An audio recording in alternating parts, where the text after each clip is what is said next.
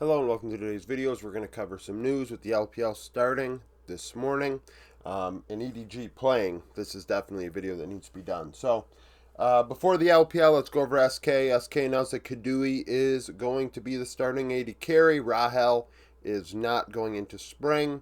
Rahel, in my opinion, is not the problem with SK, although he did leave a bit to be desired alongside Loopy. Of course, you expect Korean imports to do much better in the Western region.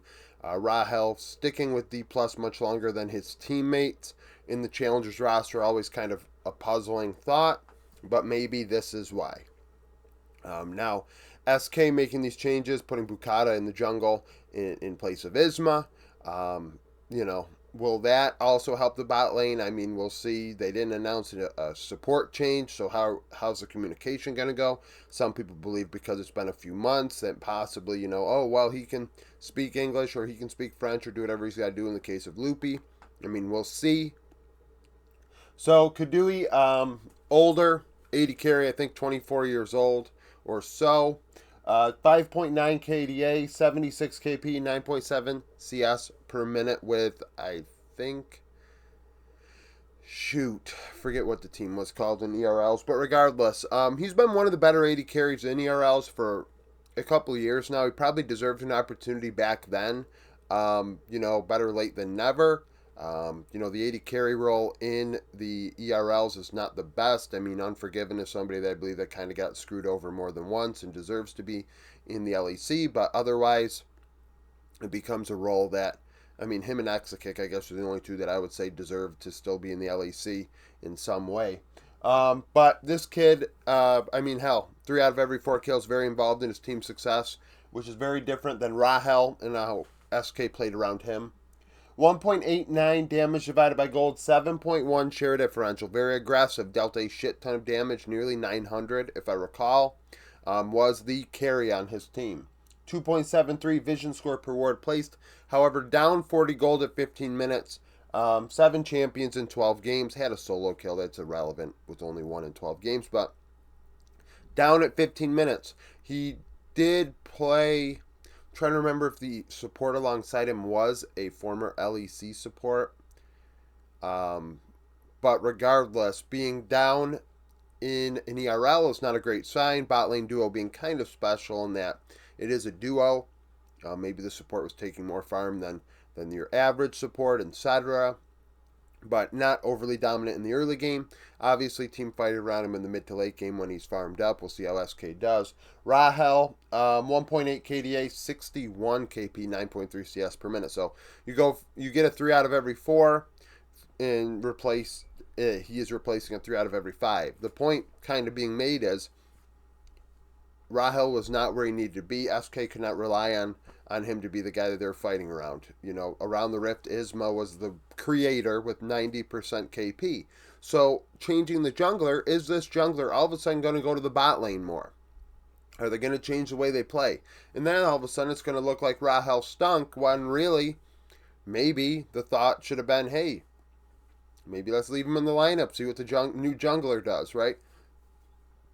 I mean, I think the mid lane leaves a lot to be desired. The coach leaves a lot to be desired for SK. It's not a great situation.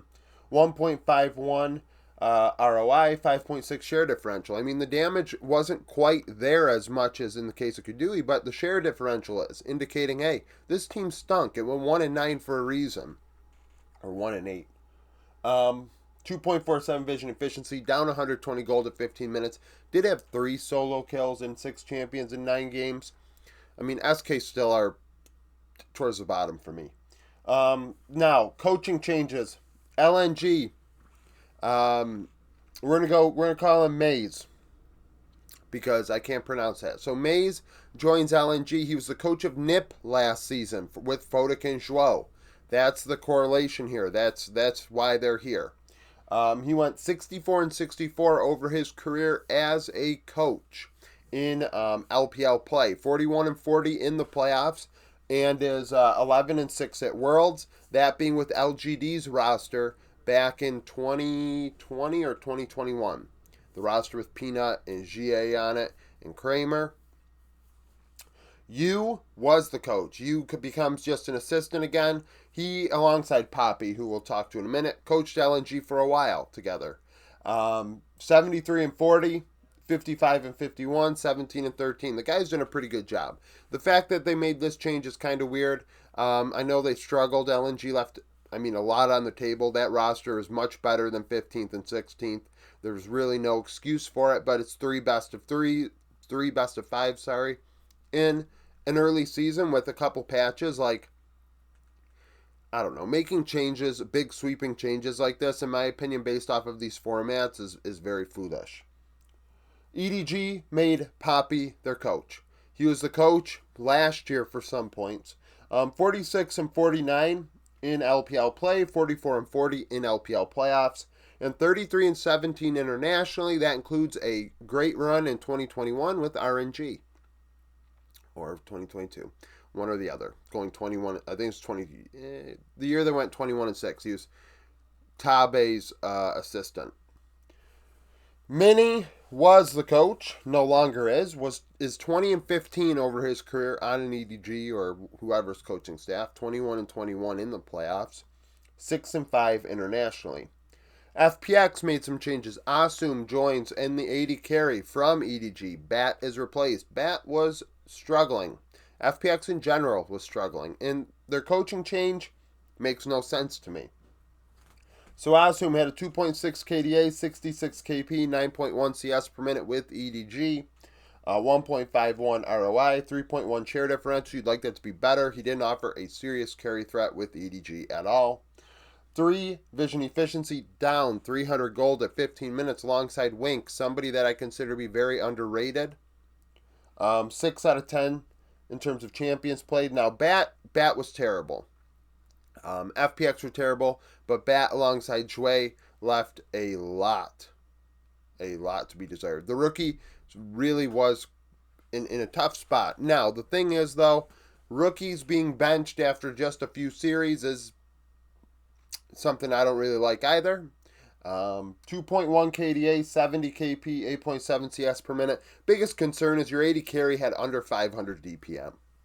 1.21 ROI, a negative 0.9% share differential. You do not want your 80 carry to have a negative share differential.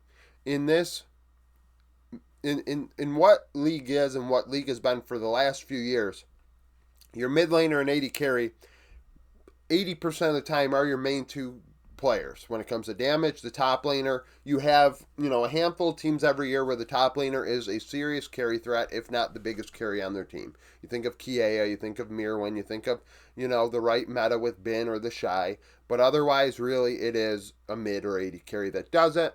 And the way that FPX were, Sheer wasn't really crushing it either. 2.9 vision efficiency, down almost 1,000 gold at 15 minutes on average. That is really struggling. 7 champions in 10 games. Sorrow also left. Sorrow was a rookie. He was replaced by Shadow, formerly of Mad Lions, if you recall. Sorrow played in only 4 games, had a 2.7 KDA, 67 KP, 6.2 CS per minute. 0.92 ROI, was more of a facilitator. Last meta, we did not have a ton of junglers below 1 ROI, but Sorrow was one of them. Negative 3.2 share differential. Decent vision with over 5 vision score per ward placed, but down 300 gold on average. Played a different champion every game. Now, the issue that I have is Chang'e is the coach again, Chang'e. Why is this guy the coach again? I don't get it. Chang'e was a coach on anyone's Legends staff last season when they went 10-4 and went 4-4 in the playoffs under Tabe. I would have rather kept running with that guy. Instead, they bring this other guy back who's been 20-41 over his career. What are we doing? Like, what is this? This makes no sense. Why would you do that? Just let it run. Unless the guy left and now you're like, oh shit, we need it. Well, could you come back? Like, that's the only way I could, kind of swing this. It's definitely a weird chain of events. You're kind of getting.